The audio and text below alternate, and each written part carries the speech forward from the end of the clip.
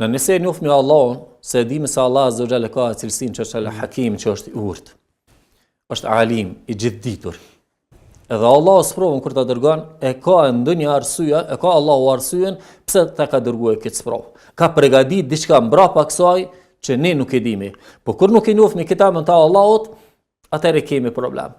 Që merre për shembull sprovën e fëmijës, me dikon që zemra jote u lidhen me atë, e ki loshkën e zemrës. Edhe don Allah Azza wa Jalla ta merr, që ajo është zemra jote shumë e lidhur me ndonjë fëmijë apo me bashkëshortën ose me ndonjë vetur, pa marrë parasysh diçka të afërt që i kije. Edhe don Allah Azza wa Jalla ndodh ndonjë fatkeqësi ose vdes. Fëmijën ta merr ose gruan që e ke dashur shumë ose bashkëshortën. Edhe Allah Azza wa Jalla shikon tani mbi shtatë çej, edhe dërgon me lajken me shikua se çka po thot robi. Parmon këtë moment fatkeqësisë, provës, kur thu elhamdulillah ya Rabb, se Allah ti ma ke dhënë këtë fëmijë, ti po më merr. Wallah zaman sa më dish më të harit se këtë që ma ke dhënë. Me lajket e dërgojnë të raportin Allahut, bisedën këti personi që ka rënë këtë fatkeqësi, se çka po thot me fatkeqësinë. I pyet Allah Azza wa Jalla, çka tha robi? Tha o Zot, tha elhamdulillah. Andaj Allah Azza wa Jalla thot përgatitje në shtëpia ti në xhennet me emrin elhamd. Para më kur e din do thot këtë hadith, edhe ta merr Allah Azza wa Jalla fëmin e vogël, ta merr fëmin 1 vjet, 2 vjeç. Këta fëmijë do të jenë mburoj e zjarr me xhehemin ditën e gjykimit. Do të bëjnë shefat në dëmësim ditën e gjykimit. A nuk do të më qenë falëndërues ndaj Allahu xhalla xhelaluhu pra?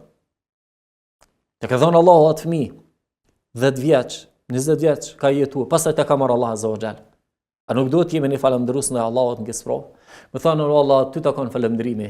Madhërove këtë fëmijë, madhërove këtë gru, madhërove këtë burr, unë u kënaqe me atë. Jetova 30, 50, 10 vjet edhe më mora. Nëse dikush ja vjet me shfrytëzue këto fotelet për emision. Me mas emisionit thot, ma kthani. Njëra do të më qenë falëndërues ndaj tij apo më thonën pse bes po vjen turp pse nuk më le. Apo, njëra do të më qenë falëndërues ndaj Allahut. Edhe ndaj atij personit, më thon faleminderit se unë e shfrytëzova. Edhe në këtë moment, njeriu do të më qenë falëndërues ndaj Allahut xhalla xhelalu. Don Allahu më të kthjellën shpesh herë në sprovën. Kur ta dërgon, don me të kthjellën, me ta bëjë mendje se ose nuk je shumë falëndërues ndaj Zotit mirët që i ke, ose ke filluar me devijua, ke nis në farlloj vetë pëlqimi në veten tënde, me nis se unë jam dikush. Këto të mirat janë rezultati ime.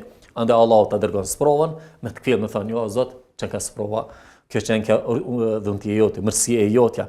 Pse unë kam shumë njerëz që i njoh, e kam his biznesin shumë përpara, tash ka ra biznesi, e ku me ta njëftësia jote, ku me të kjo përvoja jote, për shkaku që se ke di që është mirësia e Zotit, Allah po don me të kthjellën me ta provë këtë sprovë. Andaj për me njoftën duhet me njoftën Allahun me emrat e tij që është Allahu i urtë, Allahu është i mëshirshëm, Allahu është i gjithditur.